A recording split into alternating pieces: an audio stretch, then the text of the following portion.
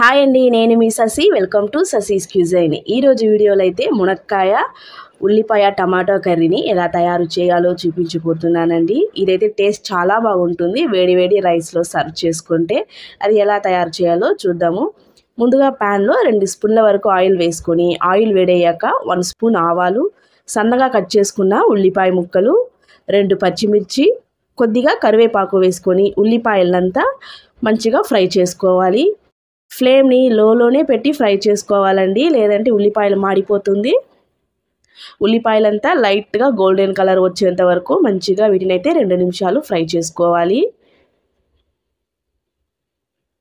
ఈ విధంగా అంతా ఫ్రై చేసుకున్న తర్వాత ఇందులో 2 టమాటాలను సన్నగా కట్ చేసి వేసుకోవాలి. 2 నిమిషాలు వీటిని కూడా మంచిగా ఫ్రై చేసుకోవాలండి. ఆయిల్లోనే మంచిగా ఒక 2 నిమిషాలు ఫ్రై చేసుకున్న తర్వాత మూత పెట్టి మరో 3 నిమిషాల పాటు వీటినైతే పూర్తిగా మగ్గించుకోవాలి. టమాటాలంతా మెత్తగా మగ్గేంత వరకు వీటినైతే ఉడికించుకోవాలి. చూడండి, ఆయిల్లోనే టమాటాలంతా మెత్తగా మగ్గింది. ఈ స్టేజ్లో మనం క్లీన్ చేసి పెట్టుకున్న మునక్కాయ ముక్కల్ని కూడా వేసుకోవాలండి. మునక్కాయల్ని మరీ పెద్ద పెద్ద సైజులుగా కాకుండా ఈ విధంగా చిన్న చిన్న సైజెస్గా కట్ చేసుకోవాలండి. పైన ఉండే తోల్ని లైట్గా తీసేసి ఈ విధంగా కట్ చేసి వేసుకొని వీటిని 2 నిమిషాలు ఆయిల్లోనే మంచిగా ఫ్రై చేసుకోవాలి. ఫ్లేమ్ని లోలోనే పెట్టి మంచిగా ఫ్రై చేసుకోవాలండి. ఈ విధంగా ఫ్రై చేసుకున్న తర్వాత ఇందులో రుచికి సరిపడా సాల్ట్ వేసుకోవాలి. 1 స్పూన్ వరకు అల్లం వెల్లుల్లి పేస్ట్ వేసుకొని వీటిని కూడా ఒక 2 నిమిషాలు మంచిగా ఫ్రై చేసుకోవాలి. ఈ విధంగా ఫ్రై చేసుకున్న తర్వాత మూత పెట్టి 5 నిమిషాలు వీటినైతే లో ఫ్లేమ్లోనే మధ్య మధ్యలో కలుపుకుంటూ ఫ్రై చేసుకోవాలి. చూడండి, మునక్కాయల నుంచి మంచిగా వాటర్ కూడా రిలీజ్ అయ్యి మంచిగా ఫ్రై అయ్యింది. ఒక 2 నిమిషాలు వీటినైతే బాగా ఫ్రై చేసుకోవాలి.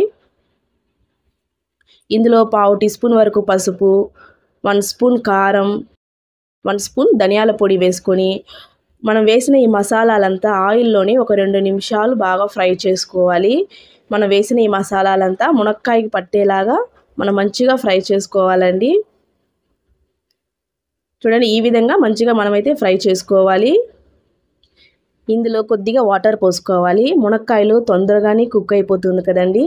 మరి ఎక్కువ వాటర్ కాకుండా కొద్దిగా వాటర్ పోసుకొని ఒకసారి అంతా బాగా కలిపి మూత పెట్టి 10 నిమిషాలు లో ఫ్లేమ్లోనే వీటిని ఉడికించుకోవాలండి. చూడండి, 10 నిమిషాలు మునక్కాయలు అయితే మంచిగా ఉడికిపోయింది. గ్రేవీ కూడా థిక్గా అయింది. చూడండి, ఈ విధంగా ఉండాలండి. అప్పుడే టేస్ట్ కూడా చాలా బాగుంటుంది. మరి వాటర్గా కాకుండా ఒక 2 నిమిషాలు మంచిగా కలుపుకొని కొద్దిగా కొత్తిమీర వేసుకొని కలుపుకుంటే మన మునక్కాయ ఉల్లిపాయ టమాటో కర్రీ రెడీ అయిపోయిందండి. టేస్ట్ అయితే చాలా బాగుంటుంది. వేడి వేడి రైస్లో సర్వ్ చేసుకున్నాం అనుకోండి, సూపర్గా ఉంటుంది. మీరు కూడా ఒకసారి ఈ రెసిపీ ట్రై చేసి ఎలా ఉందో నాకు కమెంట్ చేయండి. ఈ వీడియో నచ్చినట్లయితే లైక్ చేసి ఫ్రెండ్స్ అండ్ ఫ్యామిలీకి షేర్ చేయండి. మరిన్ని వీడియోస్ కోసం శశిస్ క్యూజైన్ని సబ్స్క్రైబ్ చేసుకోండి. Thank you.